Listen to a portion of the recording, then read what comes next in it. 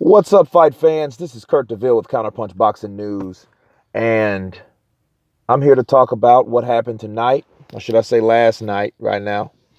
Miguel Cotto lost a 12-round unanimous decision to Sadam Ali from Brooklyn. So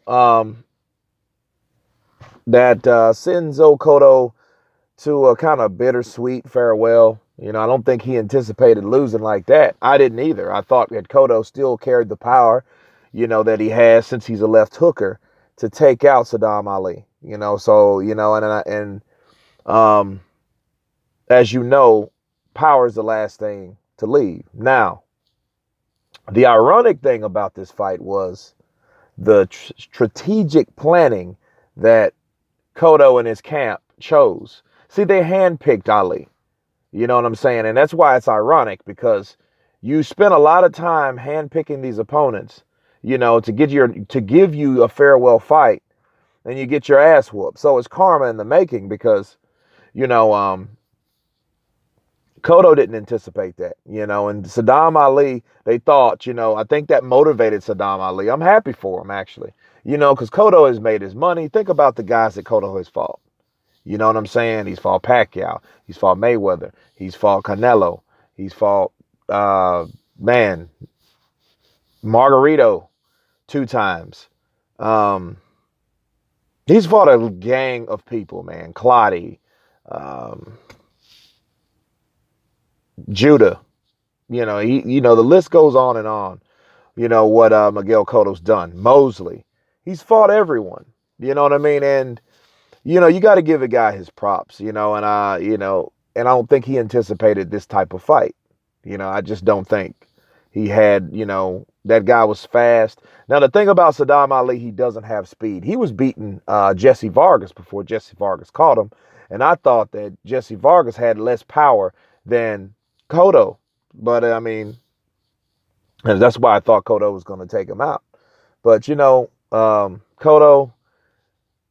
I hope this does send him on into retirement, because a lot of people do want to retire knowing that they're going to win their last fight, because Ali was a hand-picked opponent, so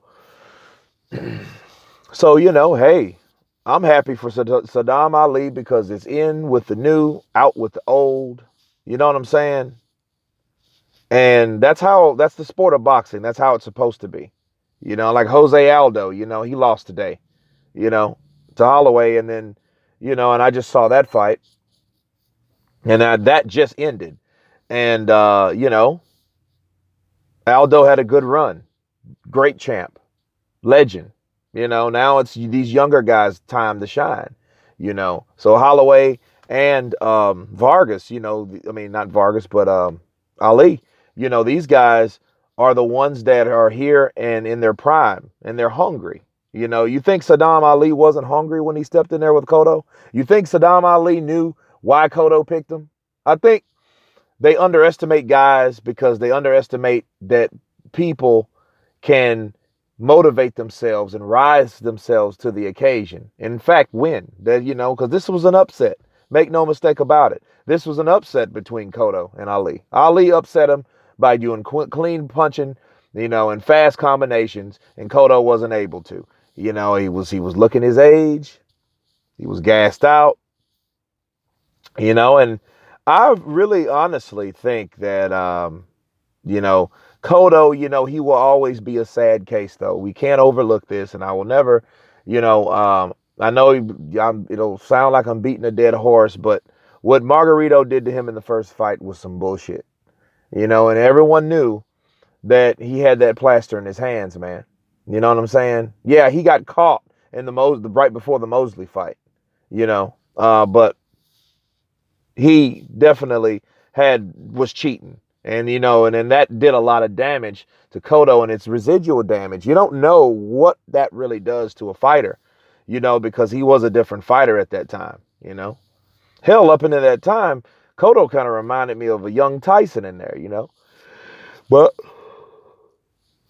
it is what it is. So the injustice that was due to Cotto, he still made good fights. He still beat the best. He still got beat by the best, and he'll be one of the best. So be it. I just hope he doesn't want to come back in to try to prove something and fight Sadam Ali again, because, it's always that challenge of chasing to win. He didn't do it with Trout, so don't try it with Ali. That's what I say. Because, I still think he should have beat Trout. If anything or anybody, he should have stepped back in there with Trout, because that could be like a revenge fight. Then Trout's on his way out. I think Trout retired. You know what I mean? But then they could make some money. Then he could probably, hopefully beat Trout. But that, I would have picked Trout. I wouldn't have picked a guy with one loss, because that's all Sadam Ali has is one loss.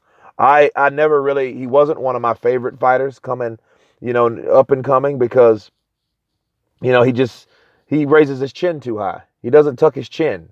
It's exposed. It's in midair. So, then, when Jesse Vargas caught him, I was looking for it. I was waiting for it. I was waiting for some fighter to say, hey, this dude's chin is up in the air, like a British wanker. So, yeah, I mean, that was going to inevitably happen, but that doesn't mean that he couldn't pick himself back up, regain his confidence, and motivate to beat a champ and a legend like Miguel Cotto. So that's what happened tonight, folks. You guys let me know what you think about it. Leave your comments below. And you guys been counterpunched. Peace.